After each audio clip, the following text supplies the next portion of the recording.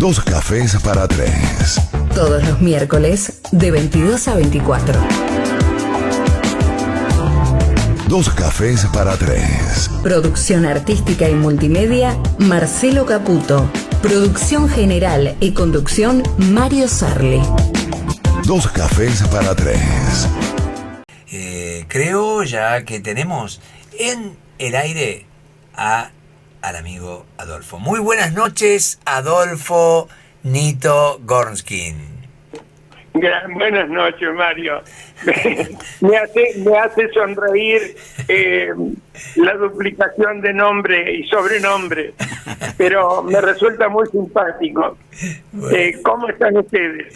Aquí con muchas ganas de charlar contigo, se nos hizo un poquito más tarde de lo previsto y bueno, eso no quita que podamos acercarnos a estas palabras que siempre que circulan en nuestros diálogos tienen, lo que naturalmente ofrecen, ¿no? Palabras que son fecundas, que son palabras que nos ayudan a recordar, a pensar, a pensarnos, y este es el sentido. Está a mi lado Guillermo Ruibal, que ya te saluda. Muy buenas noches, y qué gusto, qué placer realmente de tenerlo. Así es porque... recíproco, Guillermo, es recíproco, y me siento muy halagado por la deferencia que tienen ustedes en llamarme. Para mí es un gran placer y realmente un honor, diría, porque la distinción que me hacen me gratifica muchísimo. Muchísimas gracias. Para nosotros, reitero, un placer porque, a mí particularmente, Mario lo sabe, y también me encanta la historia, me encanta charlar con gente que tiene tanta historia, tantos conocimientos, porque uno se va nutriendo y siempre decimos, vamos aprendiendo. A la par que vamos haciendo programa tras programa, seguimos aprendiendo y de esto se trata también el programa. Así que, muchísimas gracias. ¿Sabes, Adolfo, que cuando Guillermo dice esto, yo me sumo, porque además de tener conocimiento, recorrido, experiencia, tantas cosas, hay en vos algo muy, muy particular, que es la forma de transmitir la historia, de transmitir los sucesos que has vivido, hechos y emociones que compartís. Y yo me preguntaba, ¿no? Cada vez que vos recibís a alguien allí en el Museo de los Judíos de Entre Ríos, tarea que tenés a cargo hace un tiempo ya, imagino que cada diálogo con cada uno de los visitantes debe estar nutrido de esta condición de cómo son estos diálogos históricos y a la vez pedagógicos. ¿Estoy en lo cierto? Sí, realmente, muy en lo cierto, porque hace 15 años que estoy realizando una tarea, para mí, antes impensada, que desconocía por completo. Si bien he visitado algunos museos por ahí en alguna oportunidad de la más diversa índole, pero nunca pensé que a los 70 años alguien se fijaría en mí y me ofrecería la posibilidad de transmitir una determinada y muy especial inmigración que se produjo diferente a todas las demás, por su forma, por su contenido, por tratarse de quién se trata. Y cada visita que viene es una experiencia para mí, porque no solo porque pongo lo mejor de mí para transmitir una determinada historia, sino que es un desafío en el sentido de que todas las personas tienen distintas expectativas cuando vienen y distinto interés en nutrirse de un tema muy puntual. Y para mí, cada vez que inicio, digamos, un diálogo con las personas que nos visitan, como te dije antes, es un desafío porque tengo que adivinar en principio o tratar de imaginarme o poner la mejor intuición para saber cuál es realmente el interés de esa persona, porque vienen con mucha expectativa que no lo manifiestan por lo general, simplemente se presentan y que quiero saber, quiero escuchar, quiero ver, O sea que envolver a estas personas en un clima y narrarles una historia que los atrape, lo fui aprendiendo y puliendo a través de esos últimos 15 años, porque al principio para mí era una cosa desconocida, hasta me atrevería a decir casi un divertimento, pensando en lo que podría ser.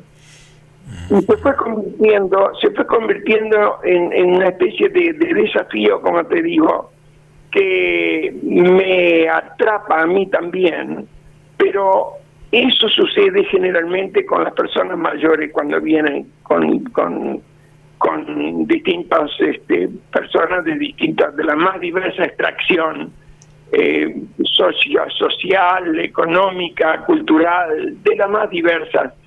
Y tengo yo que adaptar mi diálogo a lo que esta persona espera de mí. O sea que tengo que ser muy intuitivo. Y por lo general aprendí a manejar bastante bien eso y no me da satisfacciones, porque me doy cuenta que después de terminado el recorrido con esas personas, se manifiestan generalmente emocionados, me agradecen y me dejan en el libro de visitantes hermosísimas palabras. Pero aparte de esas personas, yo descubrí a esa altura de mi vida una fibra docente que yo no sabía que tenía, y disfruto mucho cuando vienen contingentes escolares. Y como en la mayoría de las escuelas que vienen de Concordia, de la región, de la provincia, en fin, hay colectivos que vienen del país en mayor o menor grado. Casi la mayoría de esos chicos o jóvenes tienen algún pariente, algún abuelo, alguien que vivió en el campo, que hizo alguna experiencia. Entonces yo por lo general busco esa forma de llegar al sentimiento y al corazoncito de esos chicos, evocando sus antepasados. Y al principio son muy remisos y muy tímidos, y algunos vienen con ciertas ínfulas también. A mí me va a venir a contar o cosas por el estilo. Pero realmente los chicos son maravillosos, son fantásticos, como contándoles una historia mía personal de cómo fue mi infancia, cómo fui a la escuela o de aquellas experiencias, se enganchan en una forma fenomenal que me gratifica, y terminamos tuteándonos y quieren sacarse fotos conmigo al final.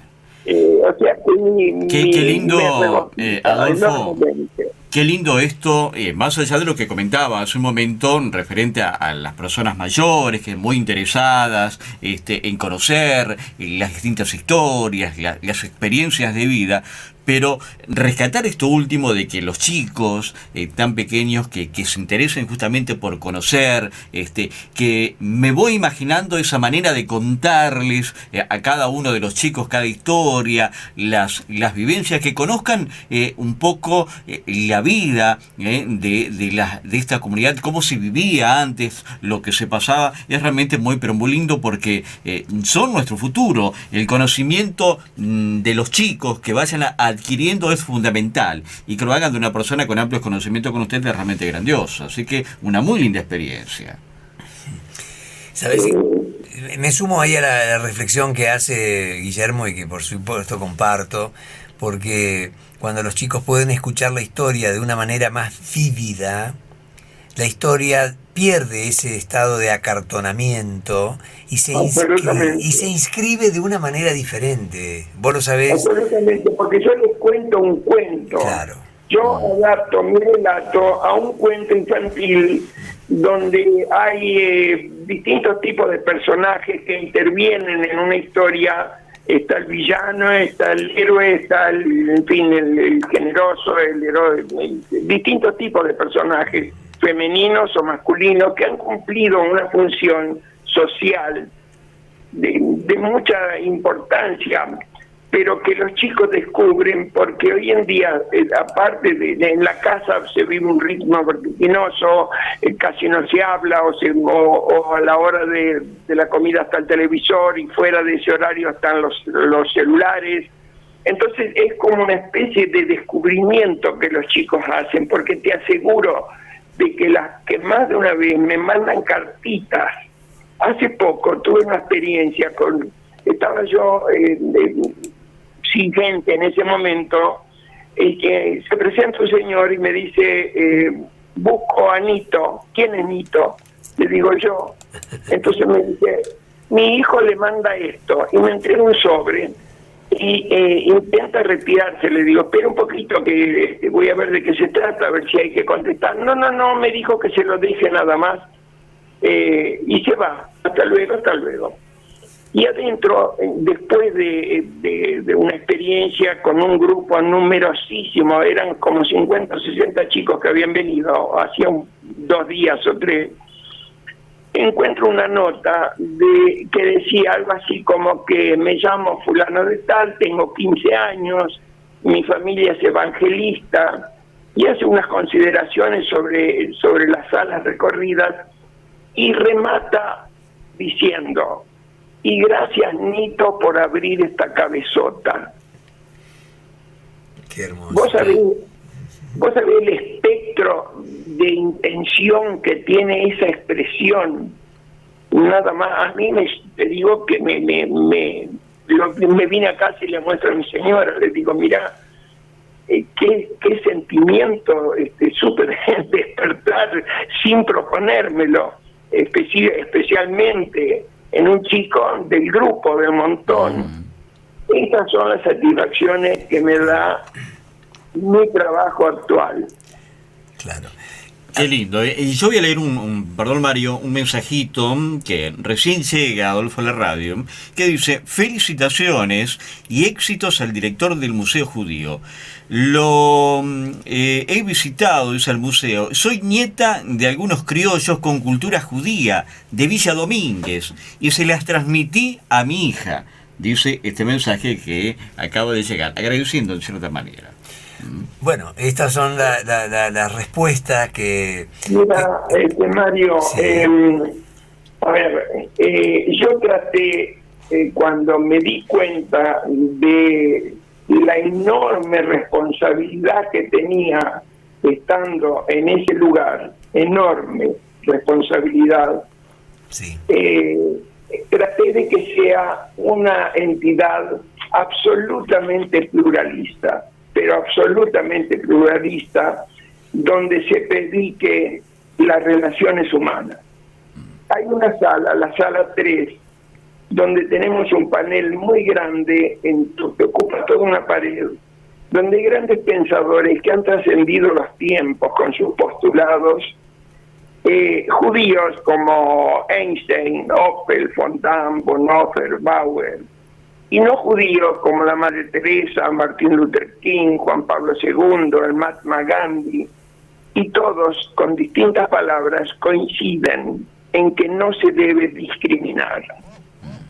Y sobre la discriminación hacemos una especie de raconto con todos los chicos y lo analizamos en profundidad. Al principio los chicos muy tímidos, yo le hago algunas preguntas sobre ese tema, algunos levantan la mano, otros no, pero trato después de un rato, y muchos, te aseguro de que me ha tocado presenciar situaciones que sin proponérmelo los chicos lloran, se conmueven sobre esa temática cuando yo le digo, un compañerito que vos te reís o lo ofendés porque es gordo, porque es flaco, porque es rengo, porque es tuerto, o porque es tartamudo, o porque es negro.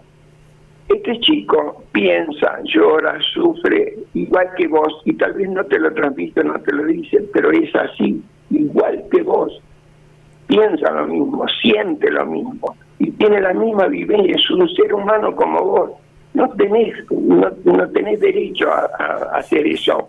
Y por ahí hago algunos silencios me propongo hacer algunos silencios para ver el efecto que logra esos chicos, hay una respuesta tremenda, porque en ningún lado tienen la posibilidad de esos chicos de desarrollar esa forma de expresarse, de su sentir íntimo.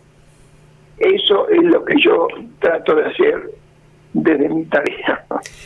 Claro, por eso digo que hay una pedagogía que has encontrado de manera grata, porque fuiste aprendiendo a comunicar, a transmitir, a ser docente mejor cada día, ¿no? Y lo vas logrando, Adolfo, y se aprecia también tu alegría por poder desarrollar la tarea como lo venís haciendo, ¿no? Y yo claro, pero sí, digamos, eso es más bien un fin de fiesta para mi vida, para mi larga vida. Vos sabés que yo hace 51 años que estoy en Concordia.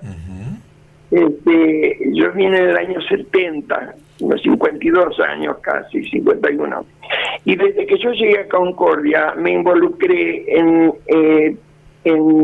por vocación de servicio. Estoy convencido que fue así, porque yo eso lo heredé de mi papá.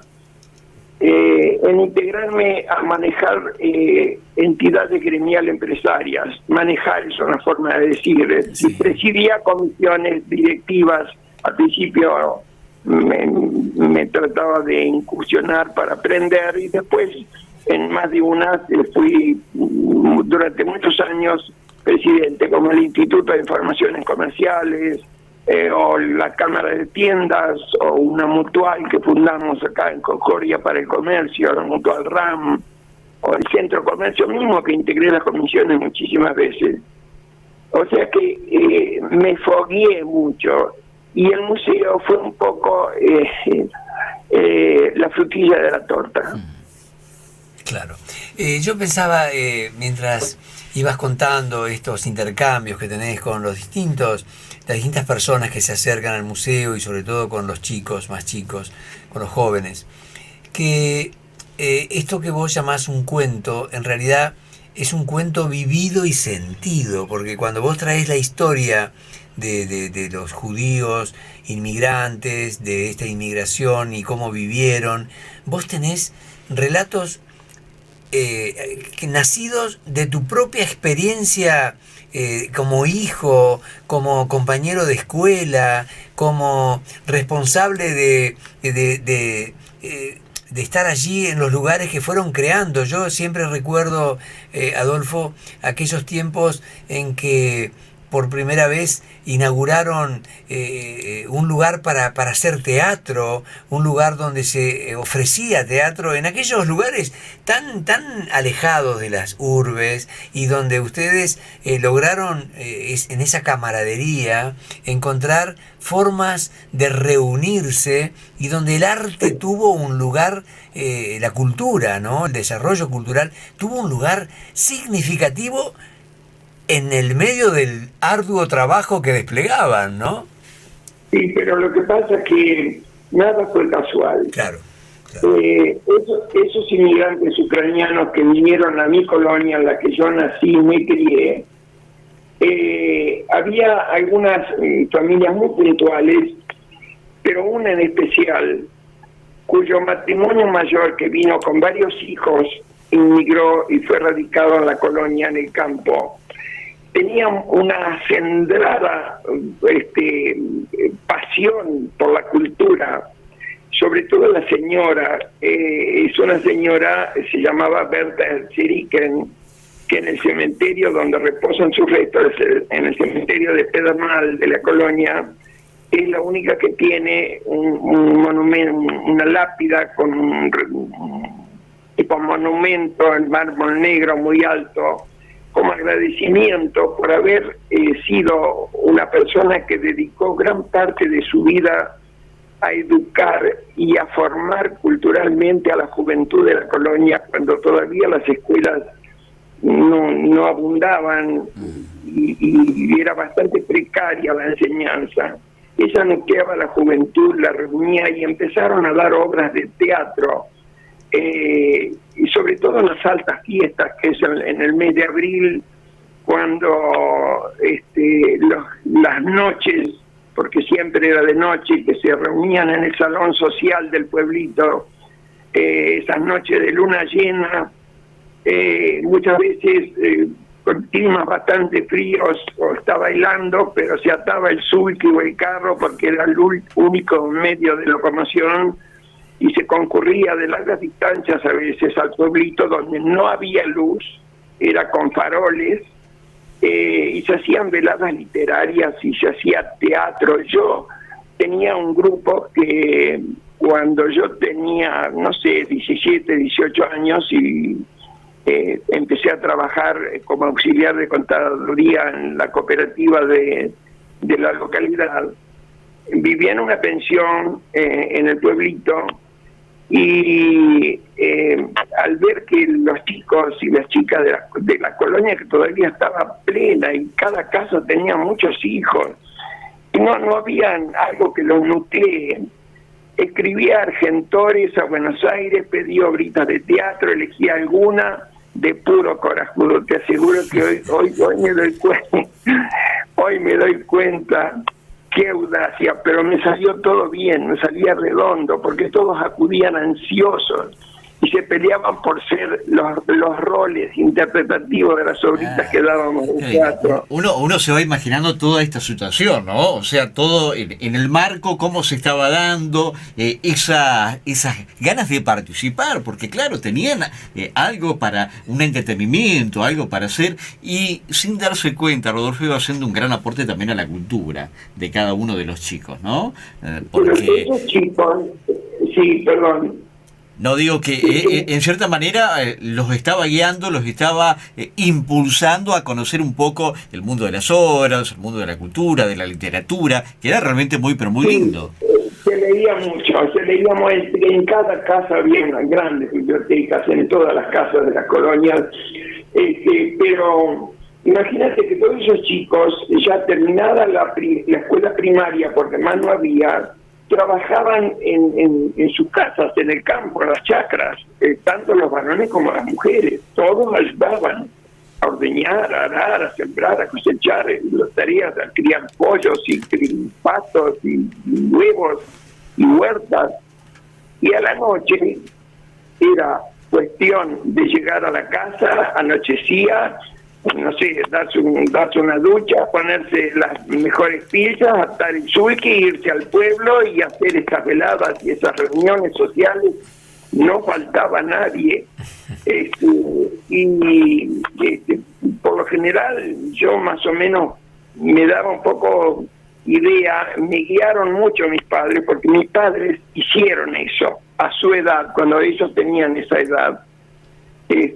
Claro, después fue menguando y bueno, mamá participaba en una sociedad de damas de beneficencia, ya siendo mayor, y mi papá fue un conspicuo y gran dirigente cooperativista de la zona, iba a congresos a Buenos Aires, era muy requerido también, pero yo quiero destacar algo, de que ellos tuvieron hasta un tercer grado de una escuela rural. Los primeros años no había más. Todos eran autodidactas y buscaban el ser humano es gregario, viste, por naturaleza. Así que eso fue, digamos, algo de una época dorada de la campiña entrerriana. Bueno, y eso te dejaron como digamos, como genes culturales a vos también, ¿no? Porque vos también reeditás un poco esta historia de que la cultura, escribir a la asociación de escritores, toda esta búsqueda que hiciste de manera audaz, como bien decías, bueno, dio resultado, porque vos también tenías esa pujanza por la formación, por la cultura. Y vos sabés que, bueno, en este tramo final de diálogo, que siempre se hace corto, Adolfo, siempre se hace corto, pero bueno, que inaugura un próximo nuevo diálogo en otro momento, ¿no? Me viene, hablando de la cultura, recuerdo que hay una herencia cultural que dejó toda esta inmigración. Hay personas que han logrado destacarse en su arte, sea el teatro, sea la escritura, sea el ámbito literario también, y que vos lo tenés tan recordados, ¿no? Y un poco así a modo de actualizar el recuerdo, te diría, ¿por qué no nos contás estas personas que han logrado trascender y que, bueno, también le dieron un impulso al universo cultural de nuestra Argentina, ¿no? ¿Vos querés que vos me pedís nombres? Sí, claro. Que inclusive... Mira, acá hubo algunos, digamos, de los más notables y de los más conocidos. Hubo 2 hijas de un colono que emigró de Ucrania y que se radicó en Entre Ríos. 2 mujeres que fueron actrices, Paulina y Berta Singerman. Claro. ¿Oíste hablar? Pero claro que sí, claro. Bueno, 2 entrerrianas, 2 hijas de un colono. Después estaba Paloma Efron, Blackie. Entonces, maestra de periodistas, con una trayectoria que si yo trajo la precursora de la televisión en nuestro país. Sí. Alberto Gerchuno, Los Gauchos Judíos, el libro que es un ícono en la literatura argentina. Bueno, pero yo voy a ir un poco más cerca. Mi papá tiene 5 libros publicados, fue el escritor de La Colonia, fue corresponsal de muchos diarios y revistas de Capital durante muchos años. O sea que yo mamé desde que nací prácticamente y viví ese clima y en ese ambiente. Y me gratifico, me resulta gratificante evocarlo, recordarlo, y te agradezco profundamente que me des la oportunidad de rescatar y traer aquellos recuerdos que hoy no son más que recuerdos, que no se van a repetir. Claro. Yo traté modestamente con insistencia de mis hijos más que nada, pero sobre todo de los directivos del diario El Heraldo, de don Carlos Lieberman y de Graciela, su hermana, y de Minguet, Moulía de Sarrail, que me estimularon mucho para que todos los cuentos que yo publicaba en El Heraldo durante más de 20 años los resuman, los trate de resumir y que lo edite en un volumen, en un libro de cuentos. Bueno, me ayudó mi hijo, que me dio una gran mano para eso, y salió un libro al que titulé Querencia. Y tengo que dar explicaciones qué significa querencia muchas veces, que es nuestra creencia, porque son palabras de nuestro folclore que poco se usan ya a esta altura. O sea que así fue un poco un pantallazo, Mario, que me diste la oportunidad, la enorme oportunidad, y que te agradezco, y lo mismo a Guillermo, que con su simpatía habitual esta noche salimos al aire juntos.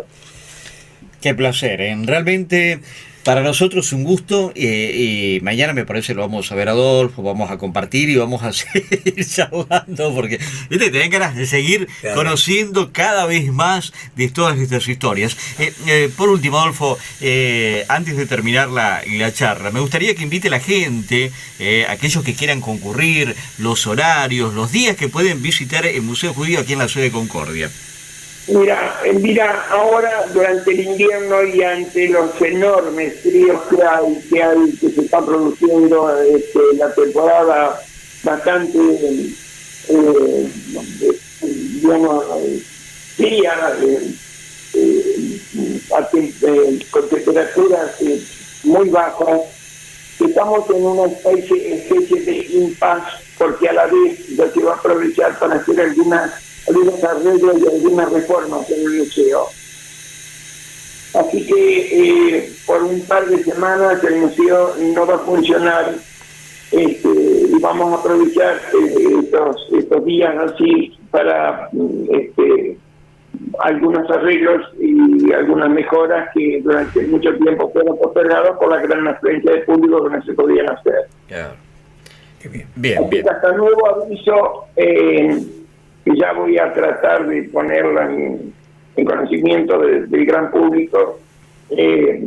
Vamos a retomar con todo fervor la pelea diaria.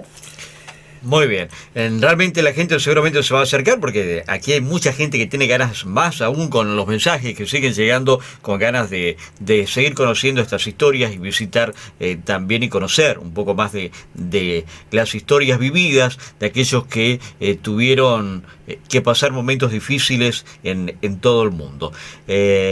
La verdad que para nosotros un verdadero placer.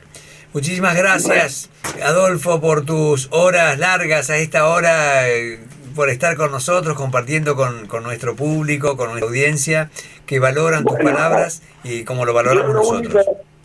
Yo lo único que puedo decirles es que para mí, a esta altura de mi vida, me siento sumamente reconocido por lo que ustedes me brindan, y hago voto para que Mario y Guillermo, esa dupla singular, impresionante, siga por mucho tiempo más brindándonos estos espacios de los miércoles por la noche. Mucha suerte, muchos éxitos y muchísimas gracias. Bueno, muchas gracias por los mimos.